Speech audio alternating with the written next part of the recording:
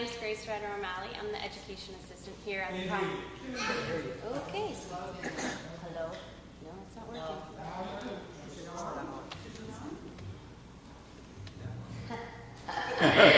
Okay. Is that better? Oh, yeah. Not so loud. All right. Hi. My name is Grace Ryder O'Malley. I'm the education assistant here at the Provincetown Art Association Museum. We'd like to welcome you to this evening's Freddie Schiff-Levin lecture with Bob Henry and Selena Treef. We hope you join us for the last lecture of the season. It's a gallery talk with Executive Director and Curator Christine McCarthy on Herman Merrill, and that will take place Tuesday, August 12th. This series began in 2003 in honor of the artist Freddie Schiff-Levin, who was a member of Provincetown's arts community from the 1960s until her passing in 2002. PAAM gratefully acknowledges John and Tony Levin and Mildred and Herbert Lee, who made this program possible with their generous support. We'd also like to thank Angel Foods for the delicious platter. We hope you will help yourself for refreshments afterwards and visit across the street if you'd like another snack. And now on to tonight's presentation with Bob Henry. We're honored to have Bob here to talk about his exhibition, Stop, Look, and Listen, made up of work that spans nearly 50 years, from 1959 to 2007. This exhibition gives us a chance to look at many of Bob's experiments, to see where he's been taken over the years and how his work evolves. Of this group of work, Bob said, "They demonstrate how different things I have done work together. Some people say, I don't know what a Henry looks like, and others celebrate that I do all these different things." Bob Henry received his BA at Brooklyn College, studying with Ad Reinhardt and Kurt Sullivan. He later spent 3 years studying with Hans Hofmann in New York and Provincetown. He has had numerous one-person shows nationally and abroad.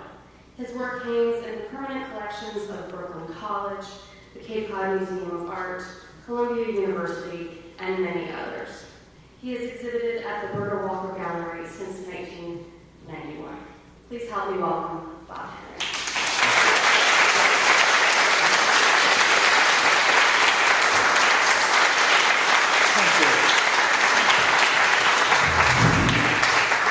I said I was going to sit in that seat, but got to stand up because I want to see your faces. A little bit of a surprise to me. I expected a walkthrough, and when I came into the room and saw this more formal lecture-like setting, I said, oh my God, I haven't prepared a lecture. But since the subject matter is my work, it doesn't take too much preparation. And Selena Treef is here to do for me what I did for her last year at her show. There was a walkthrough, and the Art Association was kind enough to give us a copy of the video from last year's show. And we've watched it a couple of times, and it's hilarious, as well as informative. And I immediately thought of George Burns and Gracie Allen. And I make a pretty good George Burns. She makes a wonderful Gracie Allen. I don't know if we can reverse the roles. We'll see what happens tonight. I doubt it. Selena started hers by saying, any questions are welcome, and I feel the same way. Besides being an artist, I've been a teacher for many years. And as a teacher, I've always thought, and I introduce each class now as saying, look, I'm here for you. I'm here to help you go where you want to go. And I feel that even in a lecture, I would rather talk about what you want to hear rather than feeding you necessarily what I want to say. So I'm going to give you a little bit of an introduction, and then I can go on and on and on and on, but I would just as soon have you say, well, Bob, and then ask me a question, and I can answer the question. and I think that would make me happier. As an introduction, let me say that I came to Provincetown in 1952 as a 19-year-old, somewhat mixed up young man, to study with Hans Hofmann. I studied with him in New York first and then followed him up here.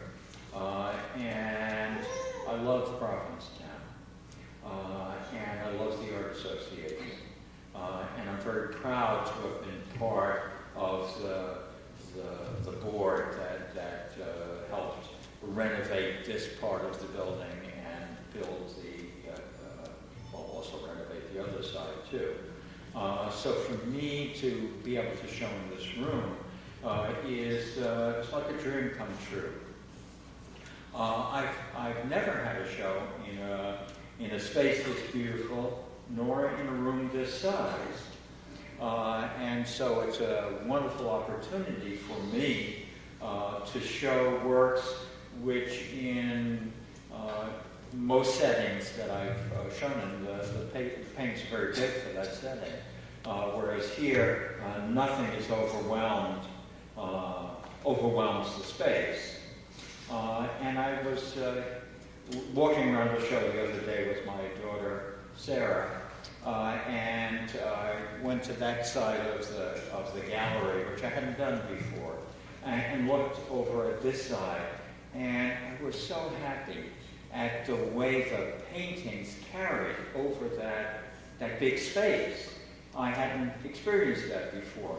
One of the things about having a show, any show, and special for me about this show, is it gives the artist, in this case me, an opportunity to assess and the work, see what faults there are in it, and appreciate what successes there are in it.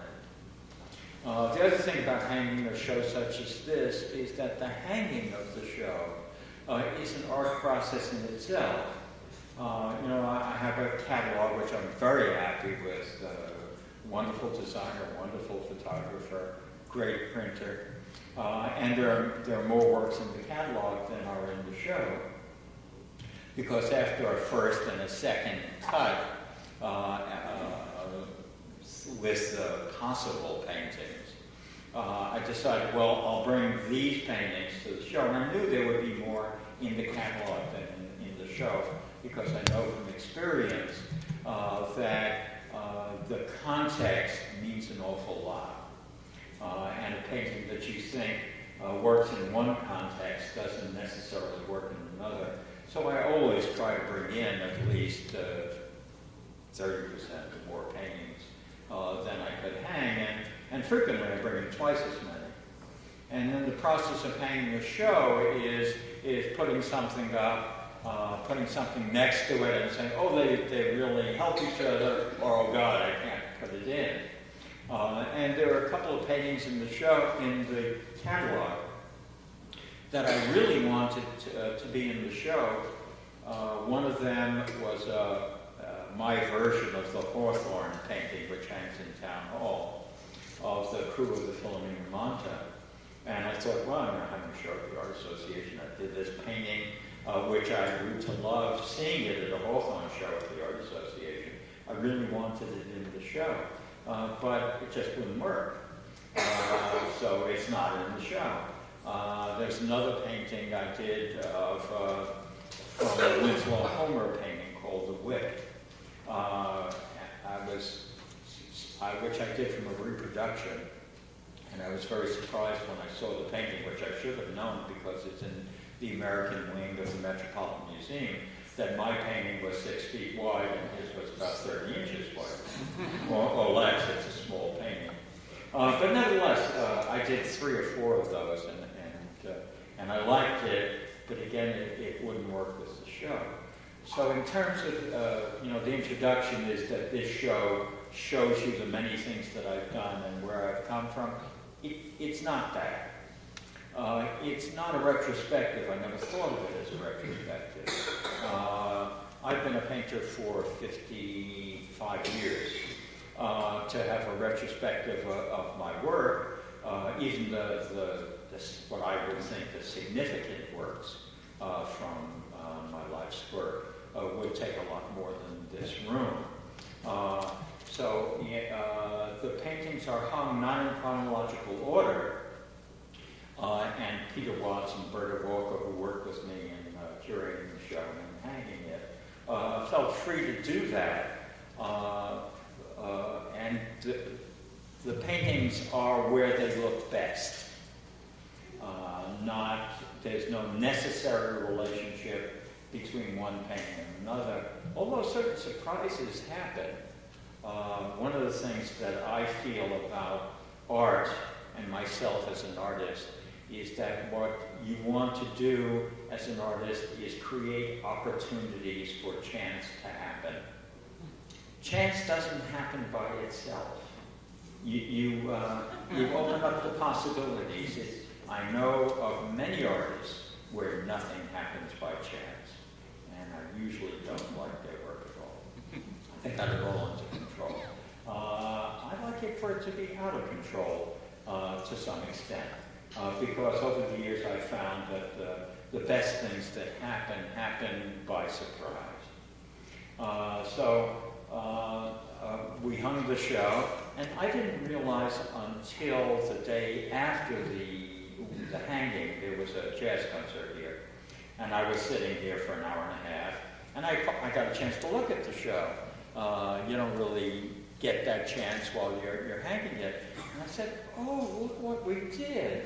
And I realized that there's a symmetry to the show, that the two triptych paintings, which are the most recent paintings in the show, were originally side by side on the wall. And we decided, no, that didn't work, so, well, let's try it on that wall. So there they are opposite each other. And here are the two paintings of the Voyeur series, which I've shown a number of times. And they're opposite each other on the wall. And so one of the experiences that I get from this wonderful space is that the paintings fill up the space in between the walls, and they talk to each other within the space. And I'm very happy about that. It was a total accident well, not an accident, in the development of hanging the show, saying, well, that's good over there, no it isn't, let's move it over there. These three paintings happened to wind up next to each other. And I was sitting there, I said, oh my God, they're all about verticals. The painting on the far left is a painting that I call Knowledge, or Knowledge of the Earth. Then there's this one which is called Selina Wellfleet Winter. And there's this one from the first of the Voyeur's paintings. And these have the verticals of the windows.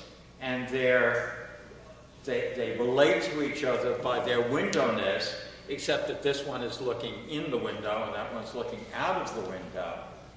And then the vertical white lines in the Knowledge painting just echo that repeated vertical mode. But believe it or not, I didn't see that when the show was being hung. Basically, what I was looking at from my point of view was color and light. And for me, the show works when the color and the light in the paintings just start to create this environment, this atmosphere of color and light. And many of my paintings are about that. And I've said in teaching that you should mess around in the painting looking for something to happen. And that something is not subject matter. It's color and light. And when that experience of the reality of the world that you've created is realized, and I love that word. Artists used to use it, they don't use it very much anymore. Painting is realized. It becomes real. It makes its own reality. When the color and the light are realized, then you can put anything in it. It's easy at that point. But until that point, it's very hard. So let me stop this I introduction. have a question. And Selena has a question for me. How did you get to Hofmann originally? I know you studied with him. How did you get there? That's a good question. I knew I Speak the questions for folks back. Go I ahead. was 18 years old. The question they want you to... Oh, how did I get to Oh, Hofmann sorry. originally? Yeah, I'll repeat the question. Thank you. How did I get to Hofmann originally? Don't change them when I you... was 18 years old. As I said, I was, like a teenager. I was going through a late adolescence. My adolescence lasted much longer than I like to recognize, but it was there. I had gone to a technical high school. I went to Brooklyn Tech. The reason I went to Brooklyn Tech was not because I had any particular interest in engineering, which is mostly what it was about. But in 8th grade, I had a teacher who said, "You're good in math. You should take the test at Brooklyn Tech," which I've never heard of. Well, I'm good in math. Well, okay, yeah, sure, teach. And she said, "And I'll train you for it." So she, prepped me for the test. And I passed the test, so I went there. And when I graduated from high school, I didn't know what the hell to do with myself. So I figured I'd continue in that career path, and I went to Brooklyn Polytech, as it was known in those days, to study, for God knows for what reason, chemical engineering. I was never very good in chemistry. So I went to that school and knew I was out of place right away. First semester, I came as close as you can to flunking chemistry without flunking it. It was the final was marked on a curve, and I got something like a 39, and the passing grade was 36. But I didn't feel particularly good about that. My marks weren't pleasing to me or my parents, I must say. And I decided this is not for me. But if I'm going to quit, I'm not going to quit a loser, and I'm going to really study. And the next semester, I got very good grades. I don't remember exactly what they were. Went away for the summer to work in the Catskill Mountains, and decided I was going to quit school and become an artist, which I announced to my parents with no preparation on their part. They were a little disturbed by that.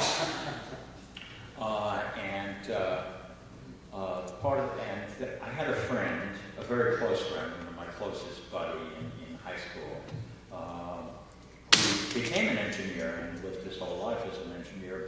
But when I knew him, he was a musician. He was a bass player.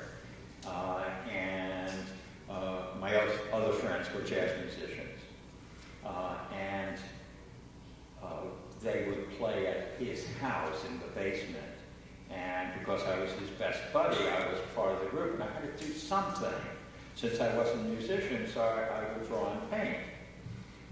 And then when I decided to quit engineering school,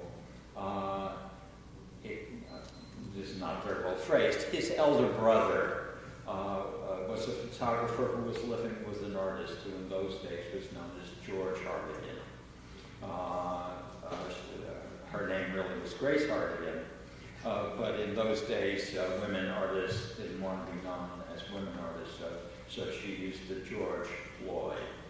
And I asked her where I should study, and she said, well, either with Hofmann or with Basiotis at the Brooklyn Museum. So the class with Basiotis was on Saturdays, and I went to the Brooklyn Museum on Saturday classes, studying figure drawing. And after a little bit of that, I figured, well, it's time to move on. And asked him where I should study. He said Hofmann. So at age 18 and a half, I went to the Hofmann School at night, got a job driving a mail vehicle at the Lever Brothers building on Park Avenue in New York City. And then followed Hofmann up here, and then things went from there. But it was because of, and I was very lucky, because most of the people who went to Hofmann were artists who had really studied other places, and he was their last teacher. He was my first teacher, and I walked in there not very capable of doing very much. Basiotis was an okay teacher, but it was only Saturdays, and I wasn't there very many times. Hofmann's method of, I'm extending the answer to the question. Quite all right. Hofmann's method of teaching, as probably many of you know, was he posed a model, and you worked in charcoal from the model. And then he would come around, the model had two poses, one Monday, Tuesday, and Wednesday, and then another pose on Thursday and Friday. And Hofmann would only appear on Wednesdays and Fridays. And he'd come around and he'd sit down at your drawing and either talk about it or draw on it or tear it up or whatever. The tearing up was productive, by the way. That's always a question, how could anybody do that? No serious student minded it for a moment. It had nothing to do with him making his ego more than yours. It was a way of showing certain things about space. And the teaching was mostly about space. And I looked around and I quickly realized that the idea is to look at the model and do abstract drawings. And it takes a little while to figure out how to do that. And I won't go into it. I'm going to give a lecture on Hofmann in a week or two, at which point I probably will go into it. But I did that and did it for, let's say, a year. I'm not exactly sure at the time. It got more and more and more abstract. Eventually I was doing drawings that were 3 planes of black, white, and gray. And I said, no, I want to draw the figure. And I did a drawing of the figure that looked like the figure. And when I come into the class, I couldn't draw worth a damn. And the first time I tried it, after going through this progression, I could do it. It worked. It was kind of amazing. Okay, that's enough of that question. You got another question? Yeah, I was going to ask you, how did it affect you working with Hofmann and the people who were in the class? Question is, how did it affect me working with Hofmann and the people in this class? And I'm glad you asked me about both. Yeah, because I think the second part is extremely important. Yeah, equally important. I think especially for young artists, but maybe for beginning artists at any age. And maybe it's not only artists, maybe it's people in any serious field. The people around you who are studying are as important, or maybe even more important, than the teacher. And maybe one of the wonderful things about the Hofmann School is that Hofmann attracted really good people, so that you looked at what the other people in the class did and you learned a lot from them. And there was a sense of community, which looking back on it was just wonderful. As you get older, you get more into yourself. And at a certain point, for me at least, let me go back a little bit. My fellow Hofmann students, a few of them were friends for many, many years. And they would come over to the studio and I would ask them to critique the work, and I did the same for them. And I found it very useful. But after a certain point, I'm saying to myself, if I don't know what I should be doing, something's wrong.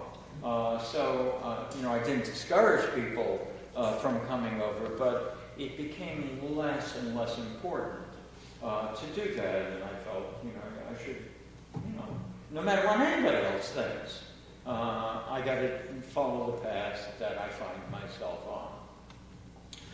on. Yes?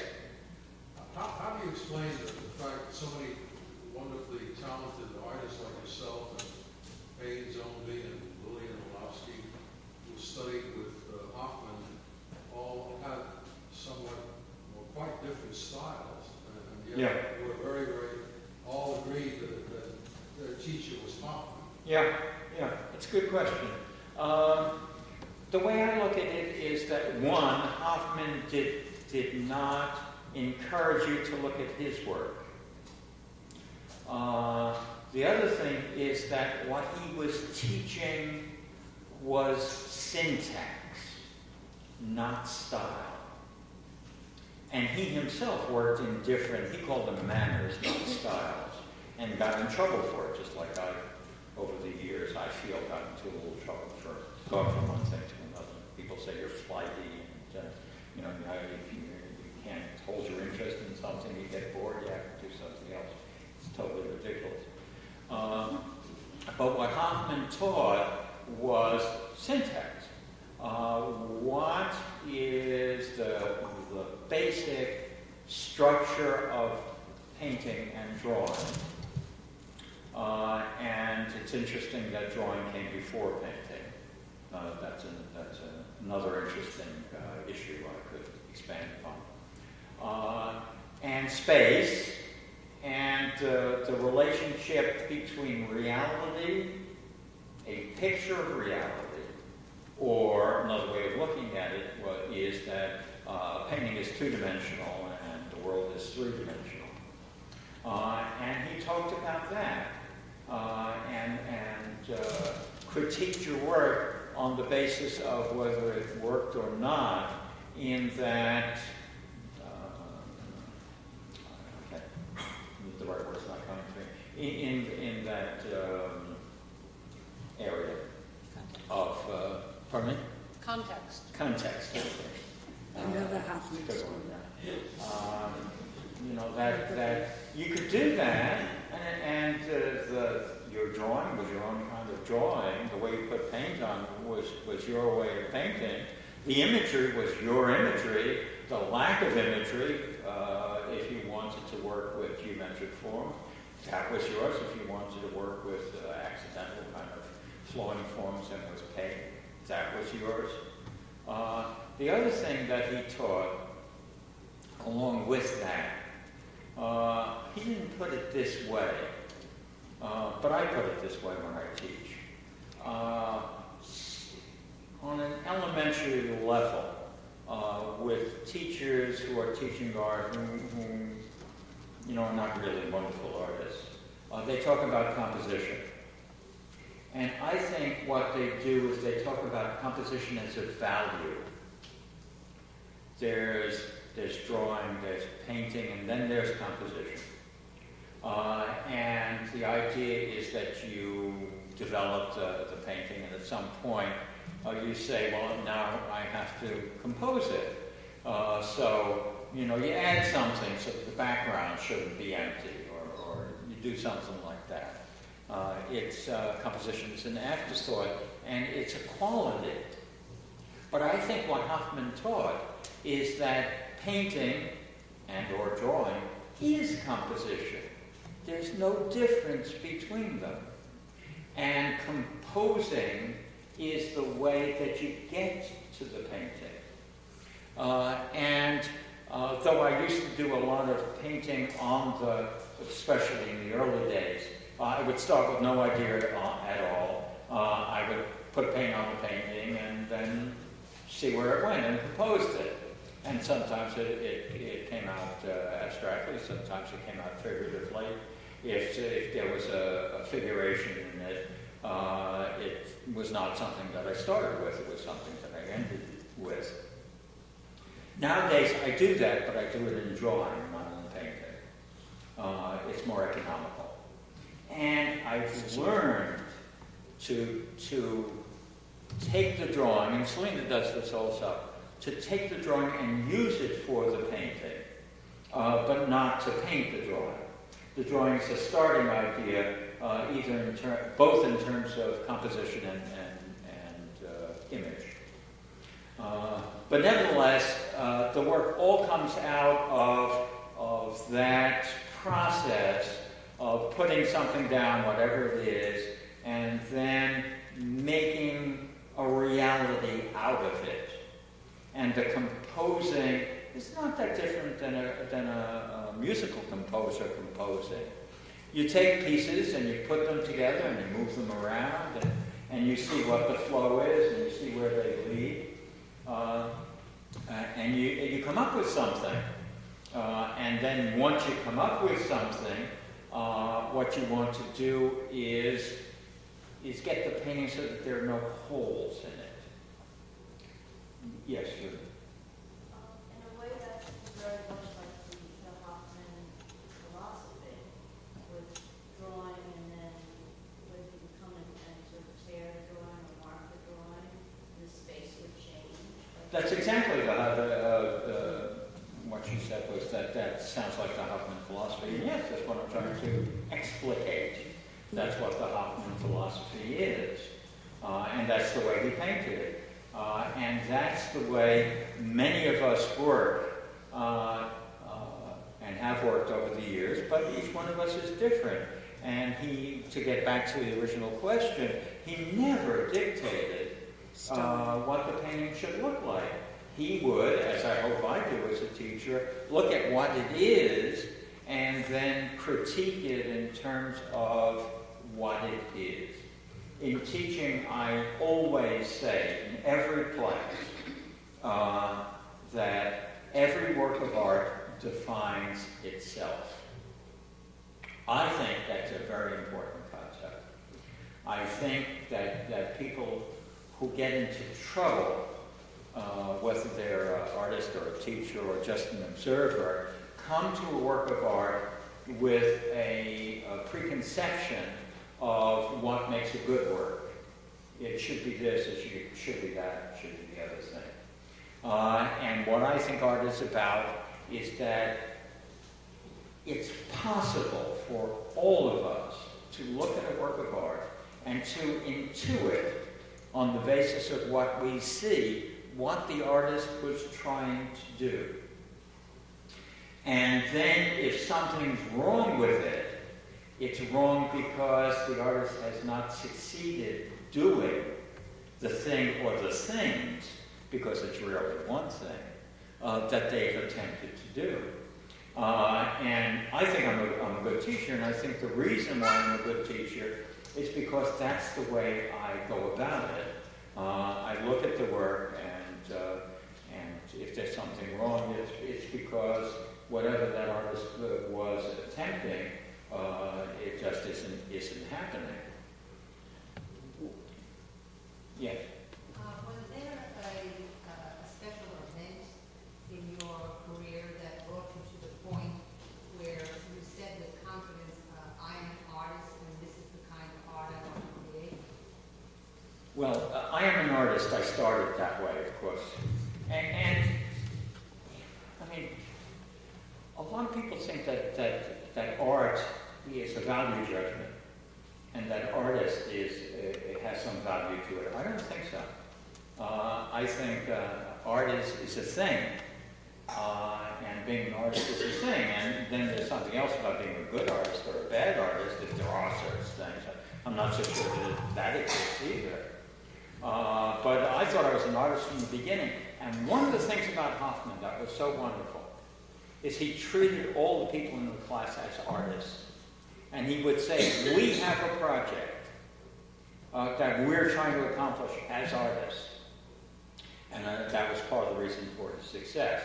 As for the the other part of the question of confidence, I would say it's only in recent years that I've become confident about my position as an artist. And this show has helped me with that greatly, because I look at the show and I think it's a pretty goddamn good show. But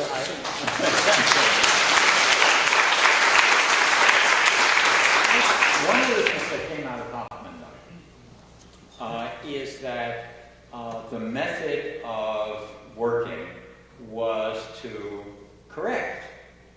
I mean, you're trying to resolve, you put something down and then you try and develop it, and then there's kind of each painting creates a problem, and you follow that problem. You look at the painting and you say, well, that area over there doesn't work, and so you change it.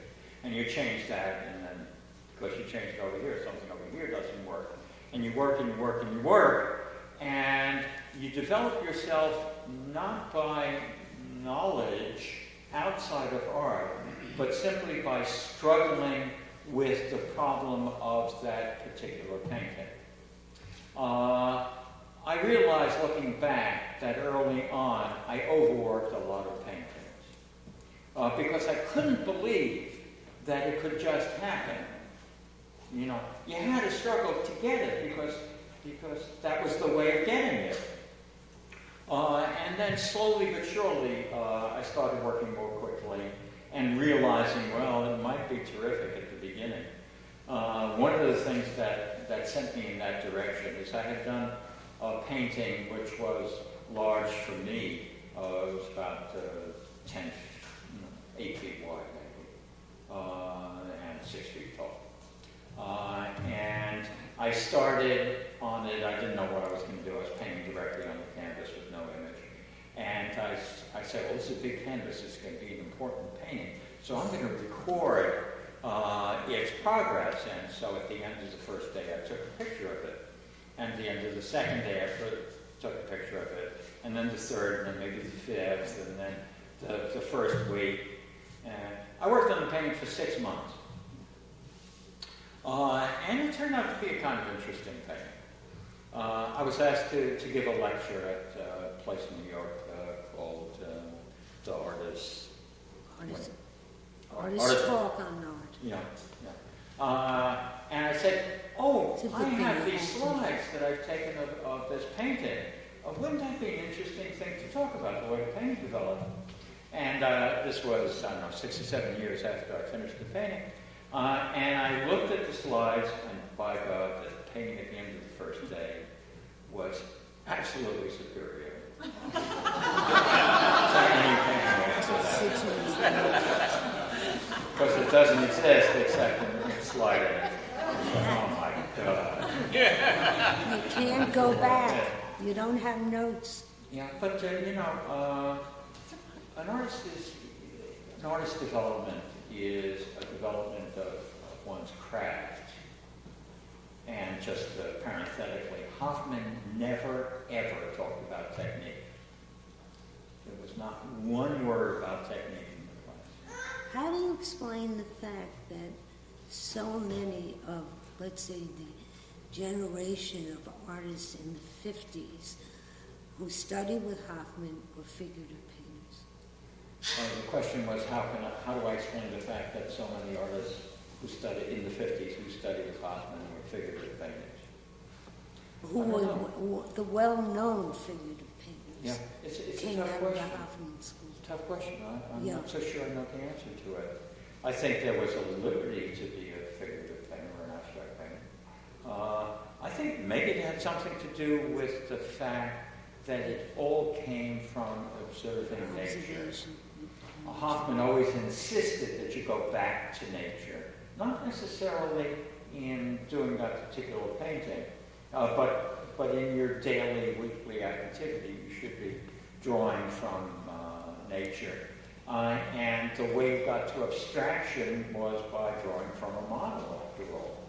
I mean, why would this woman or man have no clothes on? What the hell did that have to do with anything?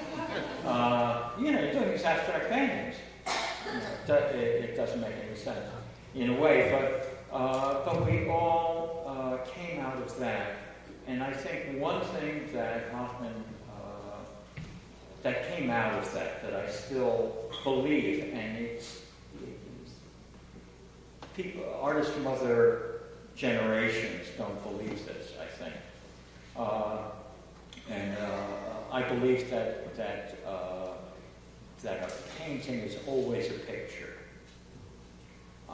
It's a picture of reality, and it intimates light and space of the same sort that you experience in looking at reality. I think even abstract painters who study with Hofmann still look on a painting as a picture, which for a period of time was really out and really old-fashioned. fuddy-duddy, but I think that there are a lot of things that have happened in the plastic arts, where they've wandered away from that, and I think not to the benefit of art. Yes. I have an observation. I'm not sure if it ended in a question, but some feedback for you about the show. It's interesting because I've seen you in your studio, your work in the studio, and I've seen you show slides of your work. And when you're looking at one painting, there's a story that you have to tell about it, whether it's narrative or contextual, it's a story. And it's interesting to me as I look around the room, you said very clearly these two triptychs were the last paintings. I'm not sure if I would know which was the first painting or the last painting in the show. Yeah. Sometimes I even thought, one could walk in here and initially think it's a group show. Yeah.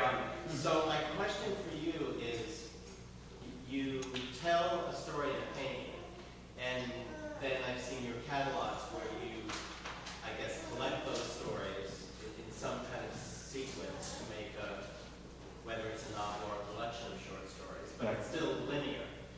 And here in the gallery, I understand you work in a very different context because it takes the next step to performance to me. That it's about the way the work, as you started out saying, moves across the space and really is a very site-specific kind of installation. And those threads of stories throughout your career, are they linear, or did you work in a way that kind of triangulates them or deals with the axis the way it's dealt with in this gallery? How do you decide? It's not linear, and the reason why you can't tell development is there is none. I work on every painting for itself, of course. I'm generally unhappy that the work looks too similar. A lot of people say it looks too different.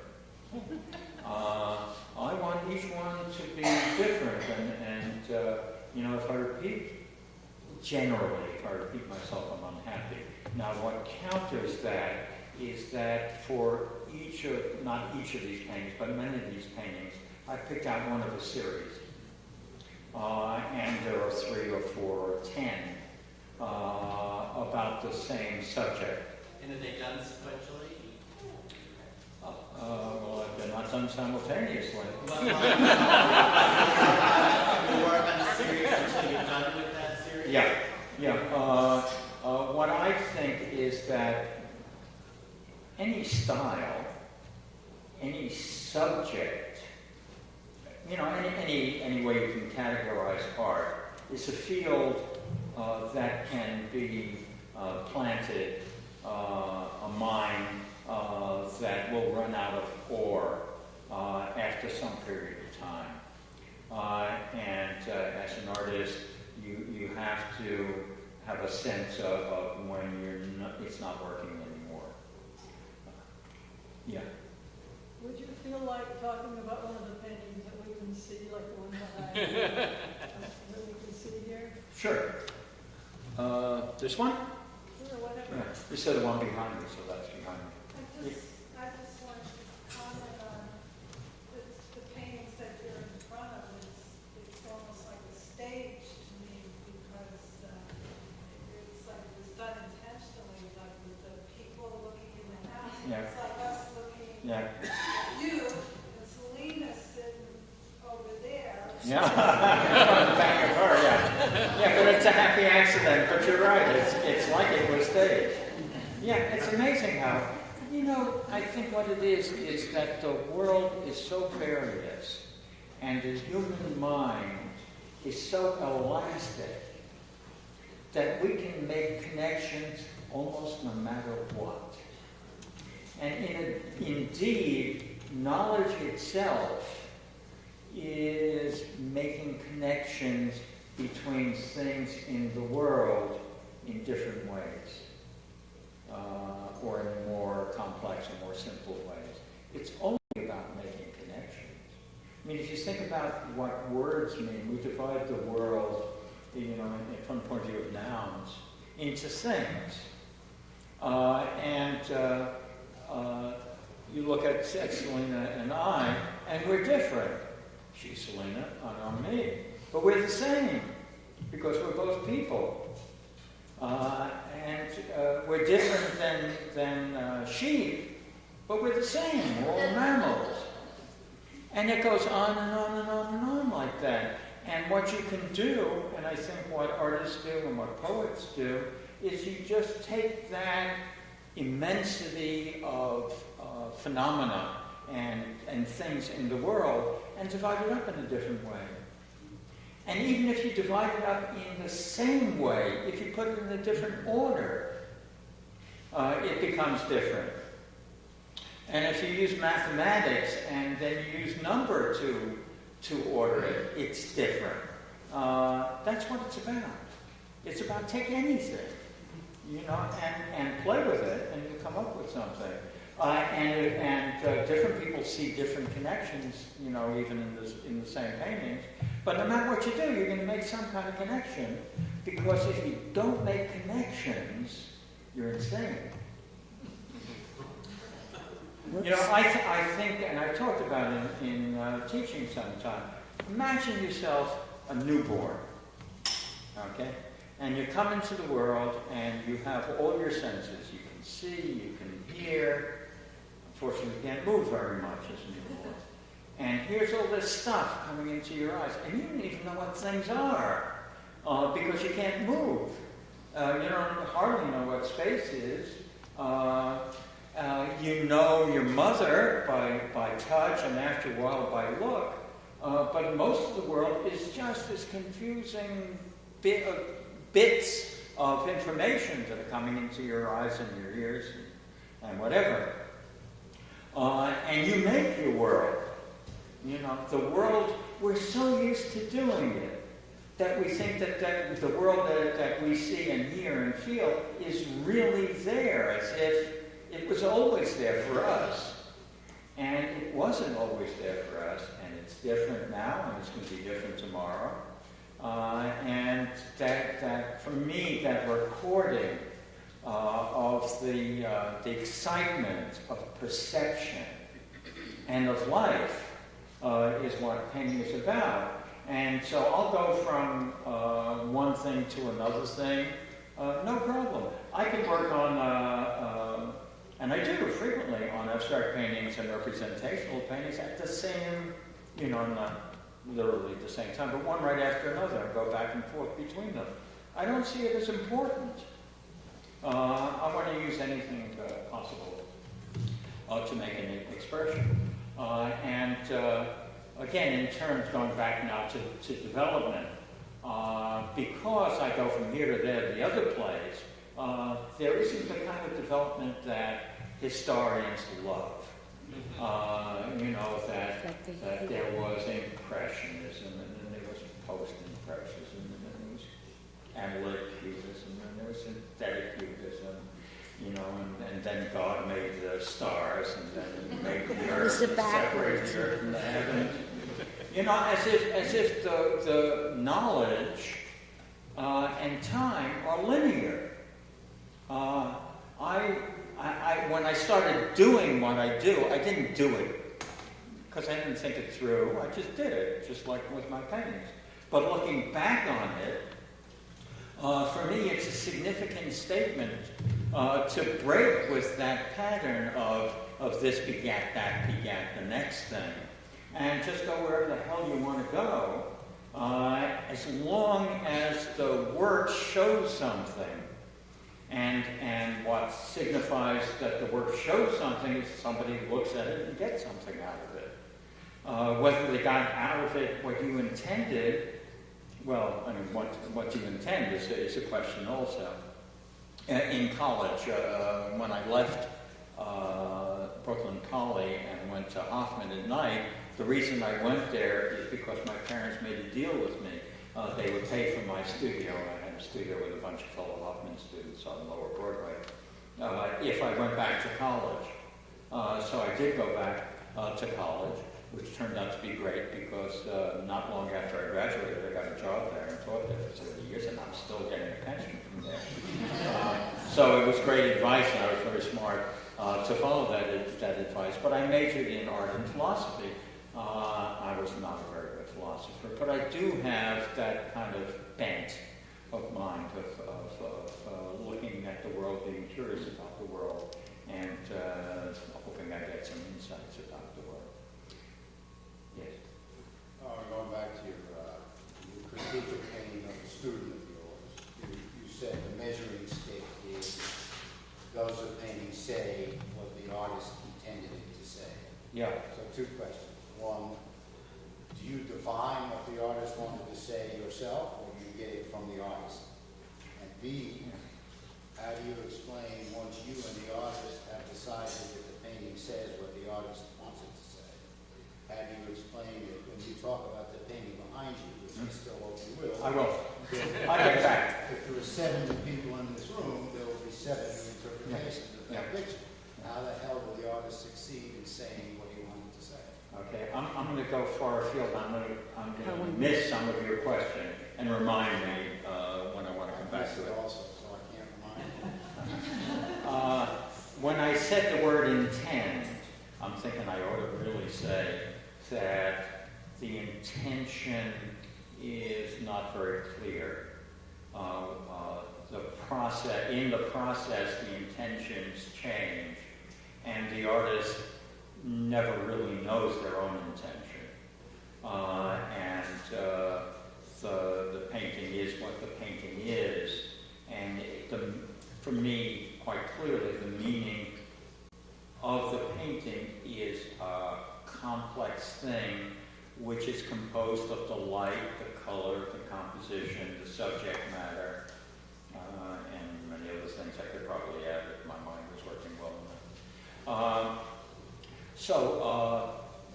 When I say you critique it in terms of the intention is not all that specific.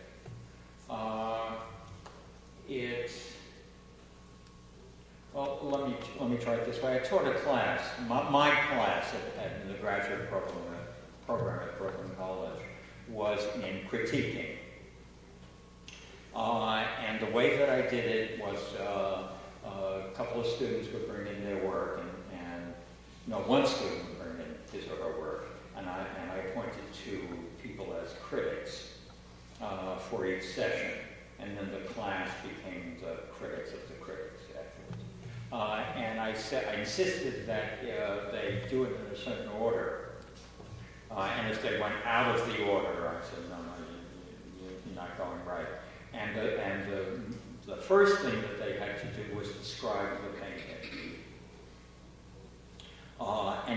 And I told them, I still firmly believe it, that is the most important part of any critique. And the description, when I describe paintings to students, I do it verbally, but I also do it physically. I'll frequently sing something or dance something to try and communicate what it is that I'm getting out of the painting. The intention of the artist is what that description measures. It's not in terms of words necessarily, and it's not in terms of subject, but it is, as I said before, the color, the composition, the space, and the scale, the style, the time of day. After a while, my students got to be pretty good at doing this. And then my feeling was that, let's say the artist had an intention, a stated intention. What happens if the person who's describing it describes it very differently? Then the artist, if they're open, realizes that they've done something else also. You've told the artist something that the artist didn't know as a teacher. Excuse me. And if the way you described the painting fits with what the artist wanted, I mean, that's wonderful. Because then the artist says, well, I want to do something, and it came through. But I insist that we don't really know what the important part of what we want to do is. And any artist knows that if you look at a painting or a work of art, doesn't have to be a painting, that you've done at some time in the past, you see it and you say, oh, shit, is that what I was doing? And in the gallery, many people can say, oh shit, that's what he was doing. Yeah, oh, of course. Many Of course. different ones. Yeah. The intention has more to do with technical things about art than it does about statement, really. You want the, yes. Yeah, how does that fit into what Chuck used to do, critiquing his students, when he went in to critique his students blindfolded? Celine is talking about a friend of ours, Charles Littler, who was a fellow Hofmann student and a good friend. And he wound up teaching at the University of Arizona in Tucson. And he was a character, wonderful character. And one semester, he would come in with a different colored wig each week to class. And then once, as far as I know, he may have done it more often, the final crit, the big day student brings in the painting, the professor is going to tell him what it's about. And Chuck came in blindfolded. I'm sure the students were a little surprised at this. And he said, describe the painting. Describe the painting to me. And then the student would describe the painting, and then he would critique the description of the painting, which was an interesting exercise, I think. I wasn't there, but it was a wonderful idea. His students loved him like that. Yeah, the students loved him.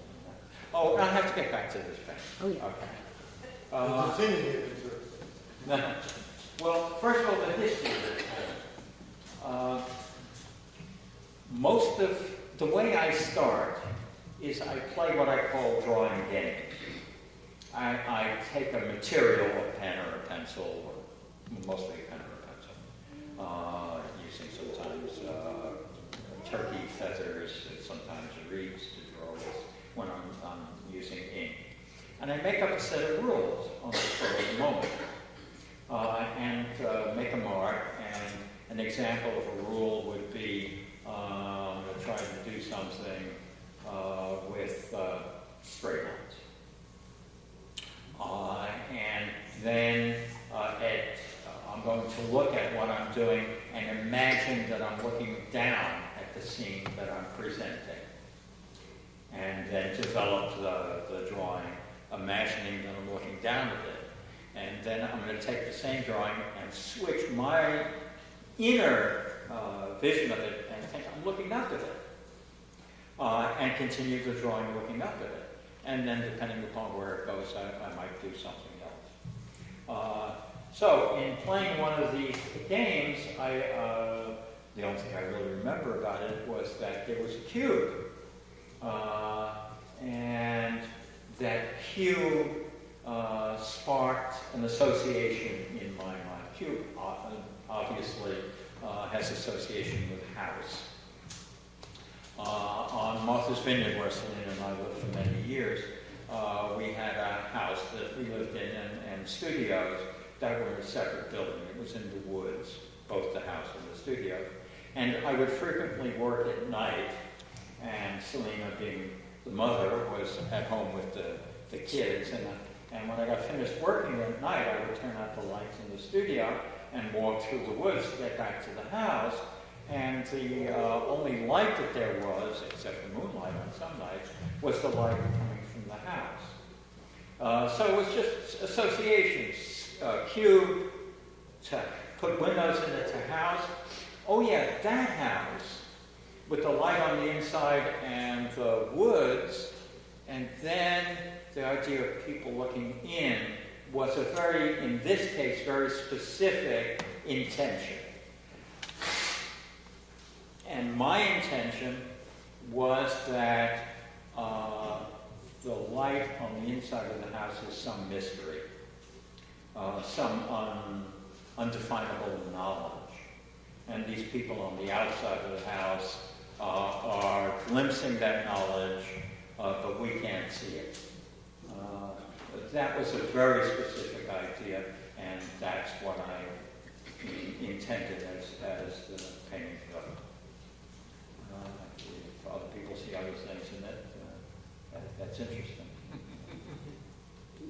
And that answers, what that painting was about. And then, of course, there's the problem of painting it. You have the drawing, a square for a house, the side of a house is not very much, and that's where light comes in. And just a memory of darkness and light coming out of the house, and you could kind of see rays of light. There's a little fog, maybe. Getting this idea of the white edge. Well, where does that light come from? It's a technical problem. The light is here, this guy is here. Is it the light that's just hitting the edge of it, or is it coming from another direction? Or is it coming from both places? When you work out of your head like that, using natural phenomena, all kinds of strange things happen. And part of the strange quality, which I acknowledge in my painting, comes from the fact that I present a reality, but I'm not looking at a reality while I'm painting. So there's this kind of world of is it real or isn't it real? And, there's enough reality in it so that sometimes the conflicting realities give a kind of strange feeling to it. Oh, another key thing that I find in your work is the sprinkled amongst all of this is a tremendous amount of humor. And I know the kids used to look at Bob and they'd say something was being discussed at the table, and they just looked at him. They said, "Okay, Daddy, come on, out with it." They recognize a pun. It was almost always a pun. Always a pun. Yeah, I'm an inveterate punster. And that comes through with a lot of these paintings. I mean, like that one back there, which I've always found hilarious, Emerging Artist. Yeah, it's got two titles. It's called Groundhog Day. Groundhog Day and or Emerging Artist. That figure. But what that painting came from, someone was doing a show of nude self-portraits, and asked me whether I wouldn't participate in the show. So I did a nude self-portrait, but I'm a little modest. Oh, yeah. And I did a couple of them. And of course, the fun of that painting for me was inventing the background, which seems like it must be a very northern place. We spent a long time in Norway, and it makes me think of Norway. That's not necessary to the painting. But of course, it started with a drawing done in the mirror, of a regular self-portrait, and then the rest got invented. Another example is that painting on the side of the big face. And that's a painting that started with a title, which is pretty rare. Most of the time, the title comes long after the painting, and frequently is a pun. But what happened is I came home from teaching one day, and I don't remember what had happened, but I was very upset. And I said to myself, I've had it up to here. And I figured I would get through that feeling by illustrating I've had it up to here. And of course, the first painting was not that one. I wouldn't start with anything that large. I started with little drawings. But I did probably 20 up to years. How about the Bravo series? Oh, yeah, the one in the back on that side, the yellow and green one, is one that started with an idea also. No, actually, I think I happened upon it, and then the subject came after it. And the idea there is that the visual artist usually doesn't get the chance to take bows the way like opera singers do.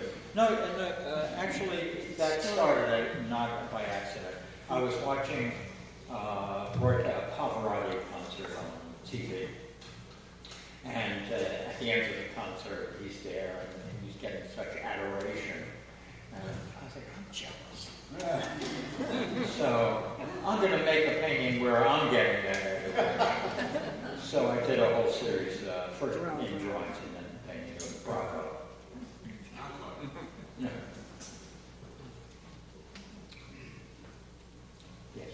You started out as a student in New York, I guess the Mecca for art, Yes. and then moved to Provincetown with Hofmann. What was the effect, if any, on your art career? And I guess the second question I'm curious is where Provincetown is today vis-a-vis the 50s for art students. Well, being with Hofmann was more important than being in Provincetown for me.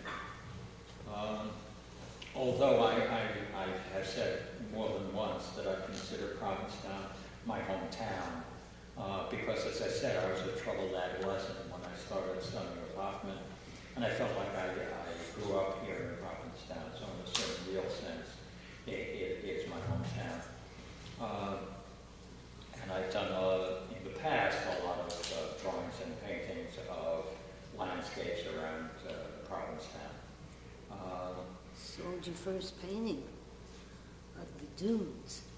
Yeah, I used to paint to dead long drawings. I found a sketchbook from those days just the other day and looked through it, and I could see clearly I was trying to imitate Hofmann in the drawings that I was doing. But when people ask me, do you work better in Provincetown or New York, up until this year we went back and forth, we now live full-time in Wellesley. I would say no, it doesn't make any difference. My work comes out of my total experience. I don't work directly from nature very much. I mean, this is an exception, still in the Wellesley winter, where I just, there was something about that very cold day in Wellesley where Duck Creek, which is outside the window, was frozen. And not just flat frozen, it was frozen so that it looked like the water was frozen in mid-motion, in wave motion. It was quite spectacular. So I couldn't resist doing that. As far as Provincetown today goes, the world is very different than it was back in the 50s. Back in the 50s, to a certain extent, I'm playing it safe because I myself about to say something which might not be absolutely true. Well, having said that, there was New York, there was San Francisco,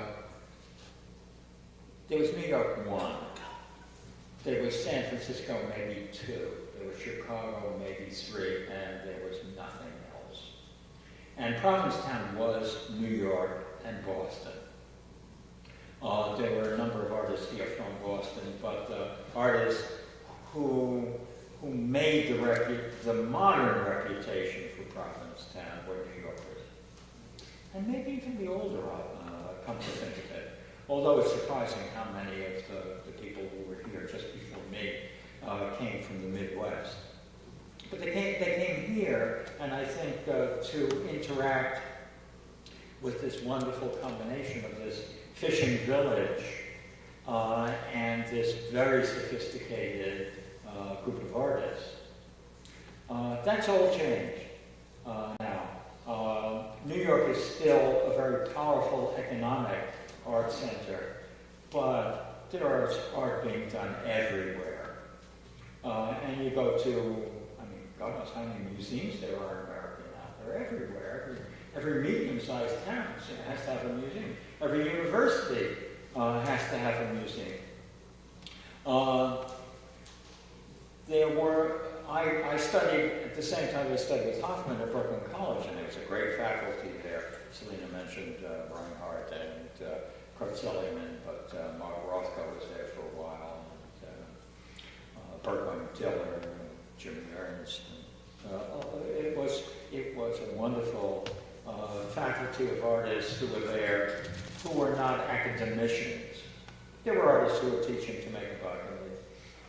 You know, the teaching was clearly to support their art habit. But all the other art teaching was done in art schools. Either individual artists like Hofmann or Charles Hofmann before him. Whereas now so much of the teaching is done in universities. And as I said, there's art being done everywhere.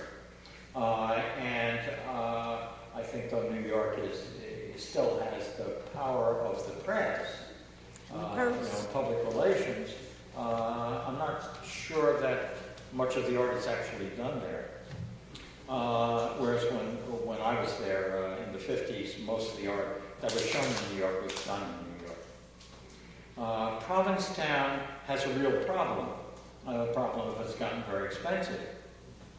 When I first came to Provincetown, I stayed at Miss Williams' house on the corner of Commercial and West Vine Street, and the rent was $10 a week, $11 if you had kitchen privileges, and I had kitchen privileges. I was living well.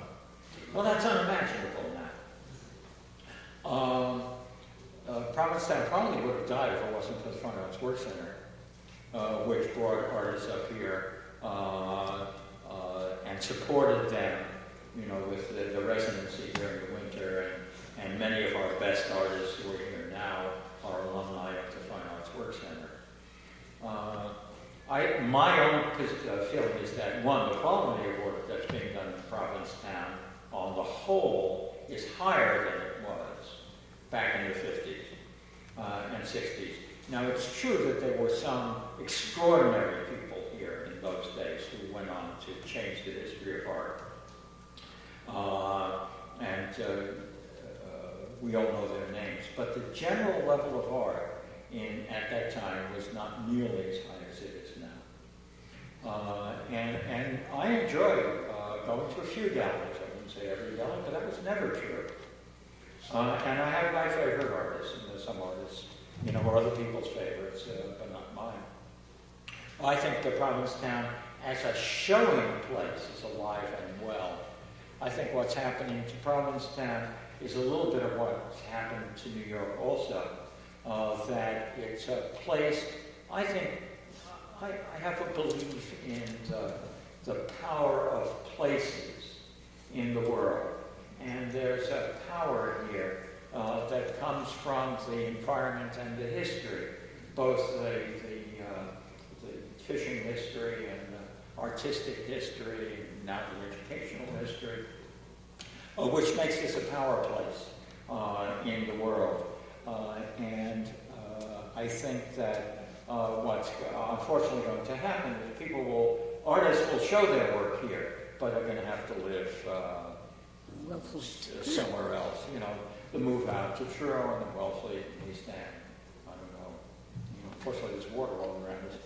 Maybe somebody will build a water-based colony. I was listening on the radio to someone who said that they go to a place to live on their boat, and it's so much cheaper than I think they were talking about Provincetown, as a matter of fact, than it was trying to rent a place. But no, I think Provincetown as an art community is alive and well, and I'm very happy to be here. I'll tell you that. Well, also, you know, when you decided to get a place here and leave the vineyard's a very beautiful place. And we have a sweet house on a beautiful piece of land, but coming to Provincetown, it was like coming home. I don't know how else to describe it. I don't know if you could hear Selena. Yeah. She was saying that we have a house on the vineyard, which we still have, which our kids use. And coming to Provincetown, and the vineyard is gorgeous. Beautiful place, and we had a beautiful piece of property. But when we came back here, it was coming home. Like I said, I consider Provincetown my hometown. the problem on the vineyard for us was we never fit in on the vineyard. We're very happy to come back here because this is a place that respects art, visual art. On the vineyard, literature is more respected, academics are more respected. Money is respected in both places. But here, if you're an artist, you're important. And when we came back, the first thing that I did was become active in various arts organizations. I'm on the exhibition committee at the Art Association. I was asked to be on the board the next year. Taught at Castle Hill, Fine Arts Work Center. They're all important. And I just wanted to dive right into the community that supports the arts so much. And people said to me, "Oh, you're putting in so much time." And I said, "I'm getting more out of it than I put in. I can guarantee that." Yes. Bob, it was fascinating to hear about the various ways in which Hofmann has had an impression and changed many of the things you've done. What about Selena's impressions and changes in your art? It's a problem living with Selena.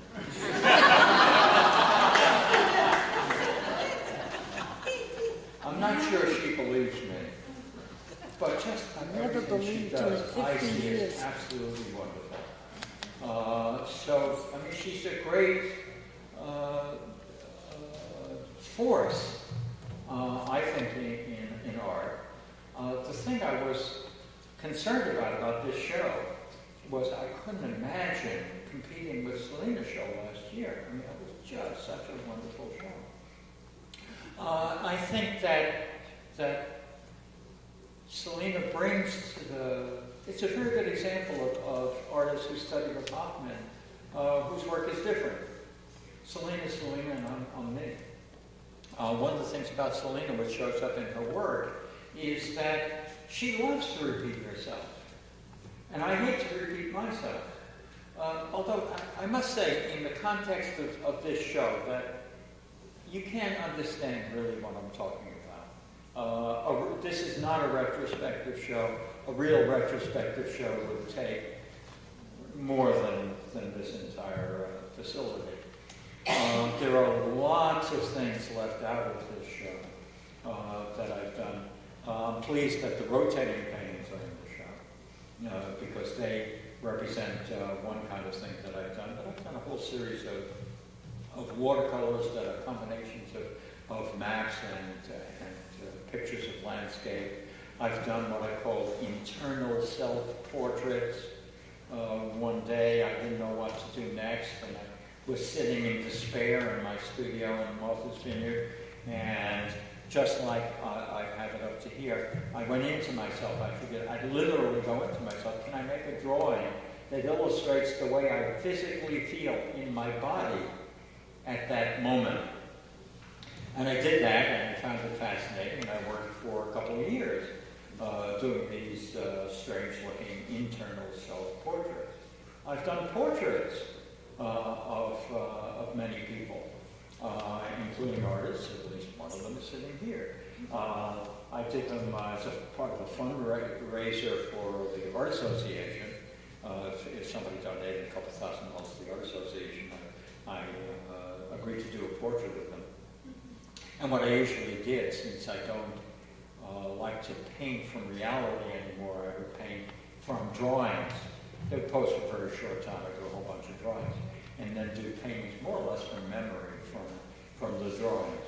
So I have a whole raft of portraits and a whole raft of abstract paintings, both from the old days and recently.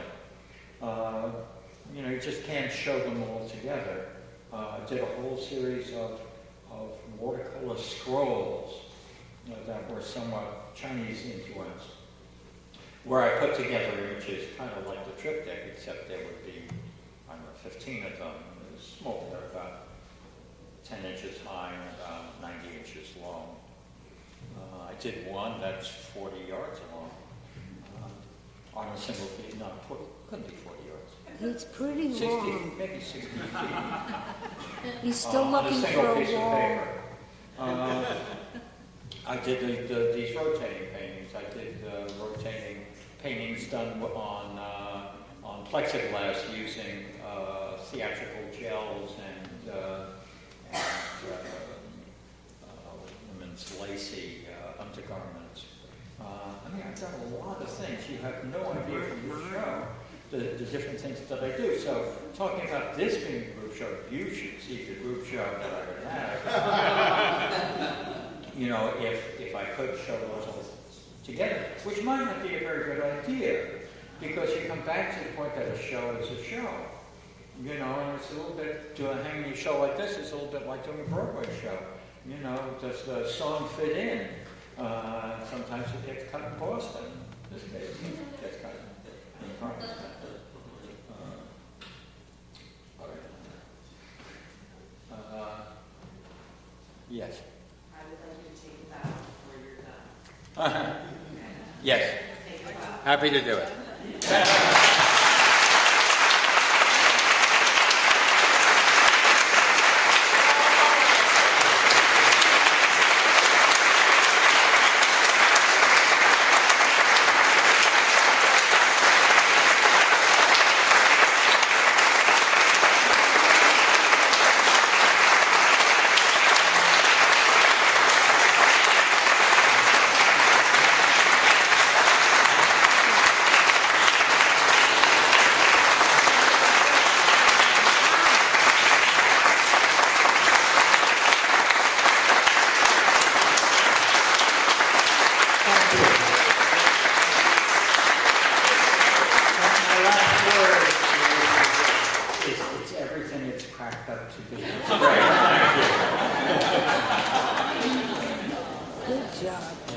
Good job on your part. What? Good job on your part. Oh, okay. Good questions. Good deal.